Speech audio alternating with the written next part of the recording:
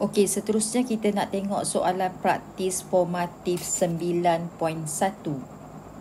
Okey, kita tengok Nombor 1.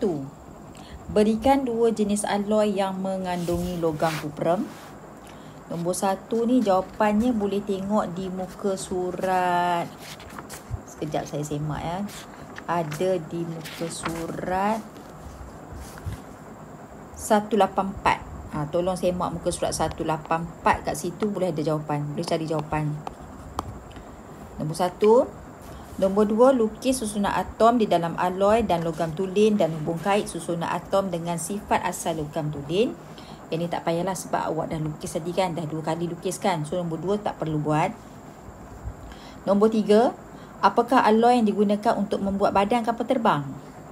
Juga boleh tengok di muka surat 184. Jadual 9.1. Ada kat situ. Alloy jenis apa yang digunakan untuk buat badan kapal terbang, dan jelaskan sebab kenapa alloy tadi dipilih. Kat situ pun ada. Tengok dekat sifat dia tu. Okey, nombor 1 dengan nombor 3 awak buat, selesaikan. Seterusnya kita tengok soalan praktis sumatif 9. Yang ni kalau tengok buku teks dia ada di muka surat 200. Muka surat 200. Latihan ni di muka surat 200 dalam buku teks. Okey, gambar foto 1 menunjukkan dua objek. Objek P dan objek Q. Objek P adalah merupakan sejenis alat muzik dan objek Q adalah medal ataupun pingat lah. Dia kategori pingat ataupun medal. Okey, 1A. Apakah jenis alloy? Jenis alloy yang digunakan dalam pembuatan objek P dan Q. Yang ini boleh refer jawapan muka surat 184 juga. Muka surat 184. Tengok muka surat 184. Tengok jadual 9.1. Okay, senang. 1B. Berikan dua contoh lain kegunaan alloy yang digunakan untuk membuat objek P dan Q. Selain daripada boleh buat P, alloy tu boleh buat apa? Ni juga boleh tengok di muka surat 184 jadual 9.1. Semua dekat situ. Okey. Selain daripada boleh buat alat muzik contohnya, boleh buat apa lagi alloy tu? Okey, nombor 1C. Mengapakah bongkah gangsa? Bongkah gangsa ni adalah sejenis alloy. Adalah lebih kuat berbanding dengan kuprem. Kuprem adalah logam tulen. Kenapa alloy ni lebih kuat berbanding dengan logam tulen? Jawapannya ada di muka surat 185. Itu jawapannya. Muka surat 185. 185 kat sini. 185. Okey. Ni saya padam dulu. Kenapa alloy tu lebih kuat berbanding dengan logam tulen? Jawapannya ambil yang ni. Sebab jawapan ni dah. Tolong ambil jawapan ni dah.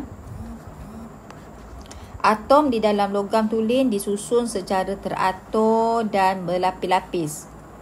Lapisan atom logam tulen mudah menggelonsur apabila dikenakan daya. Sebab itulah dia tak kuat.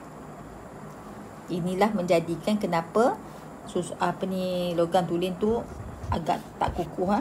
Tapi kalau alloy, okey. Untuk alat yang ni untuk logam tulen. Ini untuk logam tulen.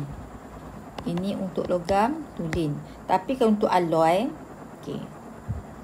Apabila satu ataupun lebih unsur logam atau bukan logam dicampurkan ke dalam logam tulen, logam-logam unsur ini menyukarkan penggelonsoran di antara lapisan atom logam tulen. Hal ini demikian kerana atom logam unsur mempunyai saiz yang berlainan, maka alloy adalah lebih kuat dan keras berbanding dengan logam tulen. Ini adalah jawapan dia. Ni alloy. Kenapa alloy tu lebih keras berbanding dengan logam tulen kan? Soalan tadi kan dia tanya kan. Mengapakah bongkah gangsa iaitu alloy adalah lebih keras, adalah lebih kuat berbanding dengan logam kuprem? Ini adalah sebabnya.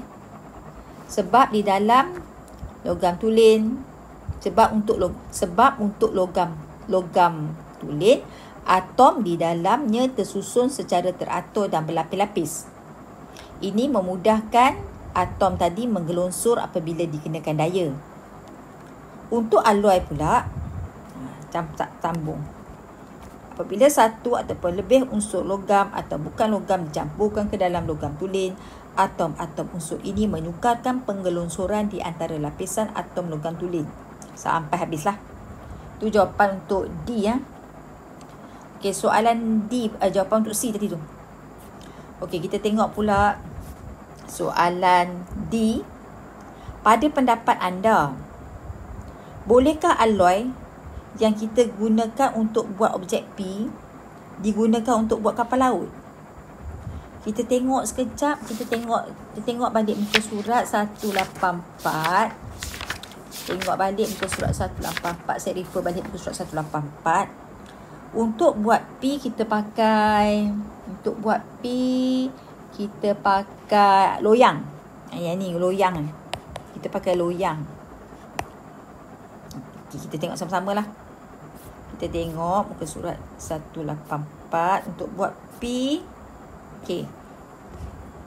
Trompet kan. Untuk buat P kita pakai loyang. Dia kata, boleh tak loyang ni kita gunakan untuk buat badan kapal laut? Boleh tak loyang ni digunakan untuk buat badan kapal laut? Jawapannya, boleh.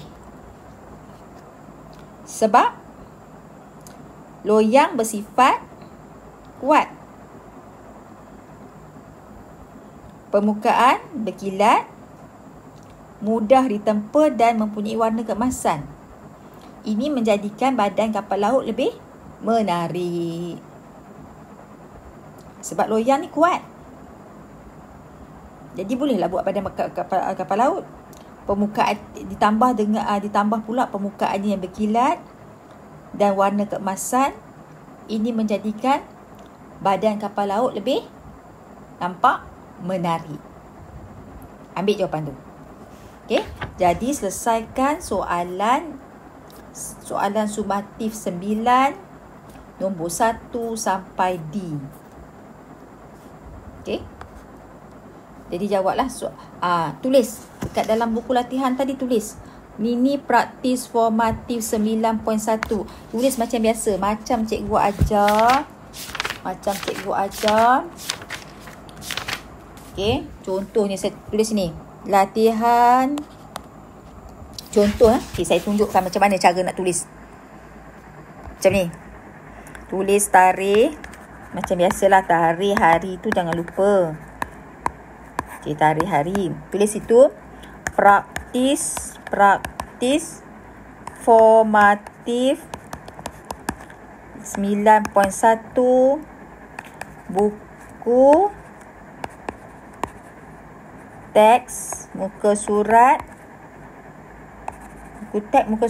189. Tulis soalan, tulis jawapan. Okey, kemudian gariskan.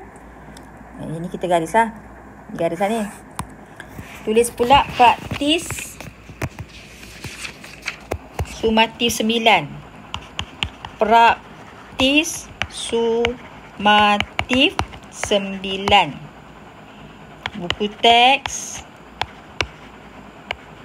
muka surat 200. Garis. Tulis soalan. Soalan 1A, soalan 1B, soalan 1C dan soalan 1D. Soalan dan jawapan. Okey? Buat macam ni. Macam biasa yang awak buat. Ini boleh kurung kot. Jadi, bila saya nak semak, saya tahu awak ambil soalan ni di buku teks muka surat berapa. Soalan ni pula di buku teks muka surat berapa. Okey?